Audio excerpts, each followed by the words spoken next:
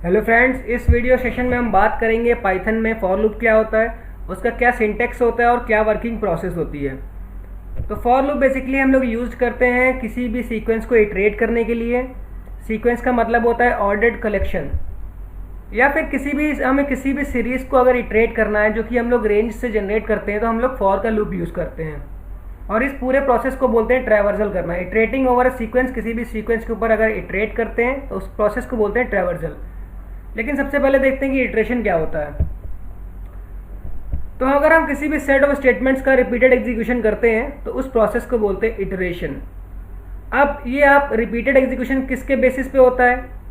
एक होता है फिक्स्ड बेसिस, मतलब हमें पहले से ही पता है इतनी बार ये स्टेटमेंट रिपीट होने हैं। एक होता है कि हमें एक अंदाज़ा नहीं होता है कि स्टेटमेंट कितनी बार रिपीट होगा, तो हम लोग क्या करते हैं, कंडीशन लगा के रखते हैं वहाँ पे कि अगर ये कंडीशन ट्रू होती जा रही है तो स्टेटमेंट रिपीट होता जा रहा है। तो इसके बेसिस पे जो हमारा इटरेशन होता है वो टू टाइप्स का होता है। एक होता है हमारा डेफिनेट इटरेशन, जिसमें हमें नंबर ऑफ रिपीटेशंस का पता होता है पहले से ही कि ये जो हमारा स्टेटमेंट है ये इतनी बार रिपीट होगा। और एक होता है हमारा इनडेफिनेट इटरेशन, जिसमें क्या होता है हम एक कंडीशन के बेसिस पे स्टेटमेंट्स को रिपीटेड एग्जीक्यूशन करते हैं उसका। तो पाइथन का फॉर लूप जो होता है वो किसी डेफिनेट इटरेशन को परफॉर्म करने के लिए यूज़ करते हैं, और इनडेफिनेट इटरेशन के लिए हम लोग व्हाइल लूप का यूज़ करते हैं, जहाँ पे हम कंडीशन को प्लेस करते हैं। कंडीशन ट्रू तो हमारा सेट ऑफ स्टेटमेंट जो है वो रिपीट होता है। तो अब क्या है, यहाँ पे हम देखते हैं फॉर लूप का जो वर्किंग प्रोसीजर क्या है। यहाँ पे एक जो एप्लीकेशन फॉर का लूप का है वो है एक न्यूमेरिक रेंज बेस्ड का है और एक कलेक्शन बेस्ड।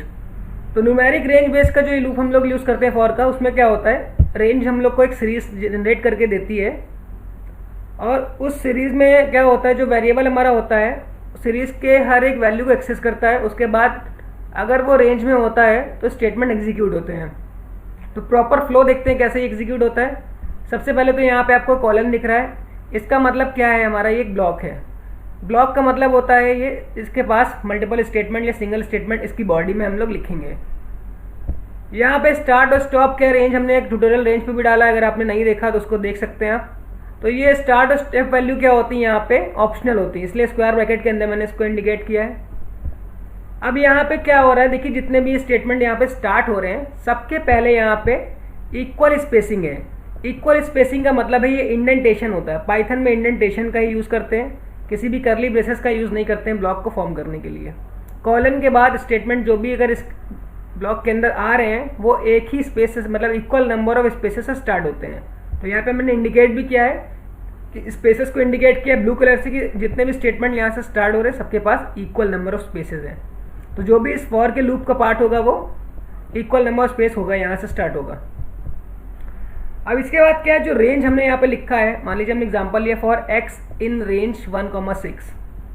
तो अब एक्स क्या हो गया, यहाँ हमारा वेरिएबल का नेम हो गया। वेरिएबल का नेम हम कुछ भी यूज़ कर सकते हैं। अब इसके बाद रेंज हमने दी है, स्टार्ट वैल्यू दी है 1, तो ये रेंज हमारी 1 से स्टार्ट होगी।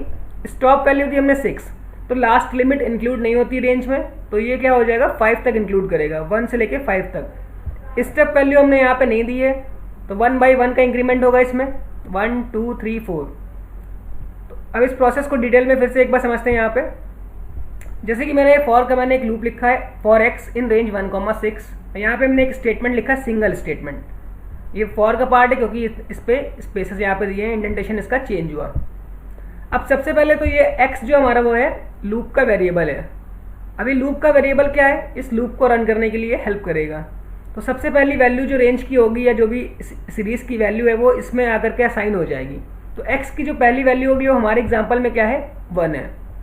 अब इसके बाद क्या है, हमारे रेंज क्या है, अगर हम लोग पाइथन वर्जन 2 का यूज़ कर रहे हैं तो 1 2 3 4 5 रैंडमली क्या होता है, जनरेट हो जाता है एक साथ लिस्ट के फॉर्म में। लेकिन अगर पाइथन 3 यूज़ कर रहे हैं तो 1 by 1 वो जनरेट करता है और इटरेट करता है। तो हम लोग समझ के चलते हैं कि यहाँ पे हमारे पास जो इसने सीरीज जनरेट करी है वो 1 2 3 4 5 है।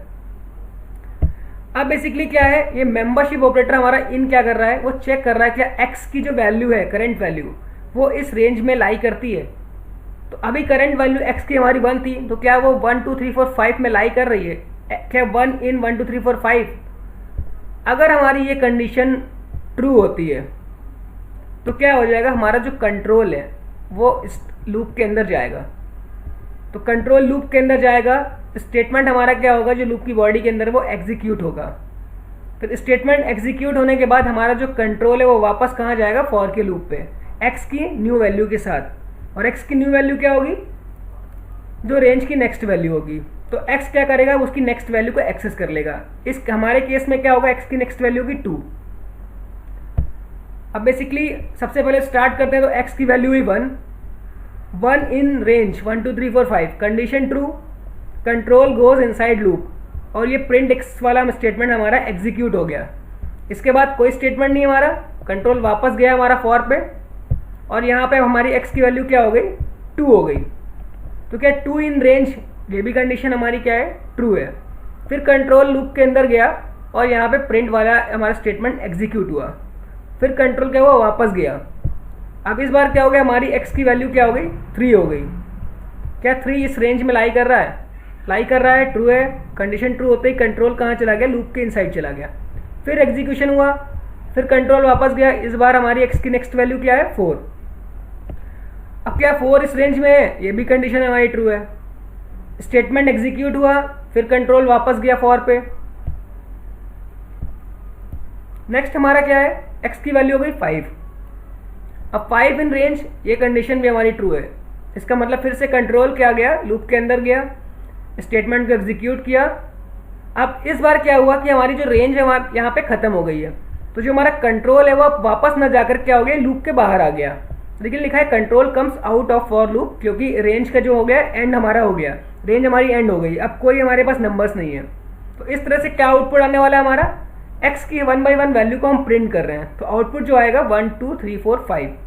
तो ये फॉर का लूप जो था वो हमारा क्या था, रेंज में हम कैसे उसको यूज करते हैं, किसी भी सीरीज ऑफ नंबर्स को जो रेंज जनरेट करता है उसको 1 by 1 हमने इटरेट किया, और जब हमारी रेंज एंड हो गई तो हमारा क्या हो गया, कंट्रोल लूप के बाहर आ गया, और हमें उसका जो भी स्टेटमेंट का है वो रिजल्ट हमें यहाँ पे मिल गया।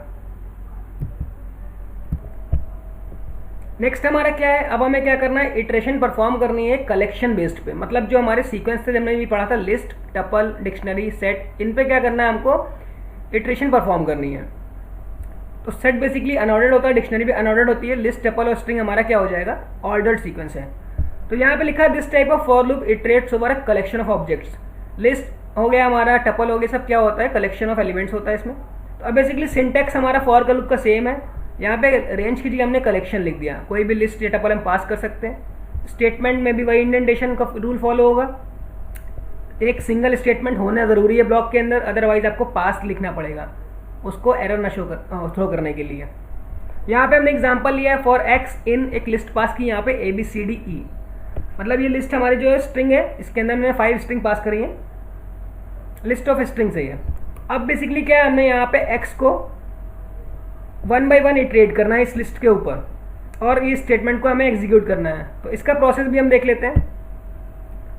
तो यहाँ पे बेसिकली क्या है, एक्स हमारा लूप वेरिएबल है, फर्स्ट वैल्यू एक्स की क्या होगी, जो इस लिस्ट की पहला एलिमेंट होगा, मतलब एक्स की जो पहली वैल्यू होगी वो ए होगी।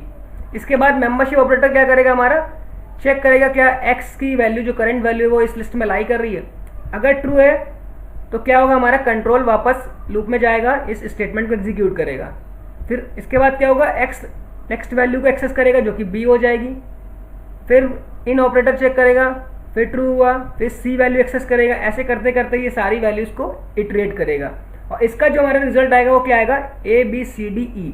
अब लास्ट में, अब बेसिकली जब सारे एलिमेंट्स को ये इटरेट कर लेगा तो लास्ट में जो इसका कंट्रोल है वो क्या हो जाएगा, लूप के बाहर चला जाएगा, क्योंकि यहाँ पे एलिमेंट्स क्या हो गए, ओवर हो गए हैं, लिस्ट की लेंथ खत्म हो गई है। तो एलिमेंट्स का जो एक्सेस करेगा वो अब नहीं होना है यहाँ पे।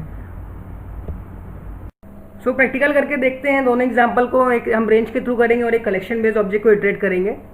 तो आइडियली को ओपन करते हैं और प्रैक्टिकल स्टार्ट करते हैं। तो यहाँ पे हमने लिखा फॉर, उसके बाद में वेरिएबल का नेम लिख लिया एक्स, वेरिएबल का नेम आप कुछ भी लिख सकते हैं, इन रेंज, यहाँ पे मैंने रेंज पास करा 1,6। इसके बाद मैंने यहाँ पे स्टेटमेंट लिखा था प्रिंट एक्स, हमारे एग्जाम्पल में जो था। तो हमारा आउटपुट यहाँ पे चेक करते हैं क्या क्या आएगा यहाँ पे। इसको हमने रन कर दिया, तो यहाँ पे देखिए 1 2 3 4 5 ये आउटपुट हमको मिल गया। सिमिलरली रेंज में अगर आप यहाँ पे इंक्रीमेंट वैल्यू पास करना चाहते हैं तो इंक्रीमेंट वैल्यू में क्या होगा, इंटरवल चेंज हो जाएगा वैल्यूज़ का। मैंने यहाँ पे इंटरवल 2 पास कर दिया, स्टेप वैल्यू 2 पास की तो इंटरवल 2 का आएगा। अब बेसिकली 1 3 ऑफ 5 हमारा आएगा, क्योंकि क्या हो रहा है वो वैल्यूज़ 1/1 के गैप पे आ रही हैं अब। तो नेक्स्ट हमारा था कलेक्शन को इटरेट करना। यहाँ पे हम कोई लिस्ट पास कर रहे थे, जैसे कि हमने यहाँ पे लिस्ट पास की थी, एक स्ट्रिंग की लिस्ट पास की थी यहाँ पे A B, यहाँ पे सीधा हमारा पे D, इसमें 5 एलिमेंट्स थे हमारे। फिर इसको हम एग्जीक्यूट करके देखते हैं, इस प्रोग्राम को रन करके देख रहे हैं यहाँ पे क्या है हमारा रिजल्ट आने वाला है। देखिए ABCDE जो हमारा रिजल्ट आया। आप अगर लिस्ट को यहाँ पे डायरेक्ट नहीं पास करना है तो यहाँ पे पहले किसी वेरिएबल में आप लिस्ट को असाइन कर सकते हैं, जैसे कि मैंने यहाँ पे ले लिया, ठीक है, L ले लिया, कैपिटल L में मैंने क्या कर दिया यहाँ पे इसी वाले लिस्ट को असाइन कर दिया। तो मेरी लिस्ट किस वेरिएबल में यहाँ पे L में, तो मुझे यहाँ पे क्या लिखना पड़ेगा X in L। तो ऐसे भी हो जाता है हमारा ये, तो डायरेक्ट लिखा था हमने, वेरिएबल के थ्रू भी हो गया यहाँ पे। इसको रन कर लेते हैं तो X क्या करेगा, L में जितने भी एलिमेंट्स 1/1 एक्सेस करेगा उनको। इसका भी आंसर देखिए ABCDE आ रहा है। तो इस तरह हम किसी भी रेंज या कलेक्शन को हम क्या कर सकते हैं, इटरेट कर सकते हैं फॉर के लूप से। तो नेक्स्ट वीडियो हमारी जो है वो नेस्टेड फॉर पे और एल्स क्लॉज क्या होता है फॉर का, उस पर डिस्कस करेंगे हम। तो अगर आपको वीडियो अच्छा लगा हो तो ट्यूटोरियल को कंटिन्यू करिएगा। Thank you for watching the video. मिलते हैं आपसे नेक्स्ट सेशन में।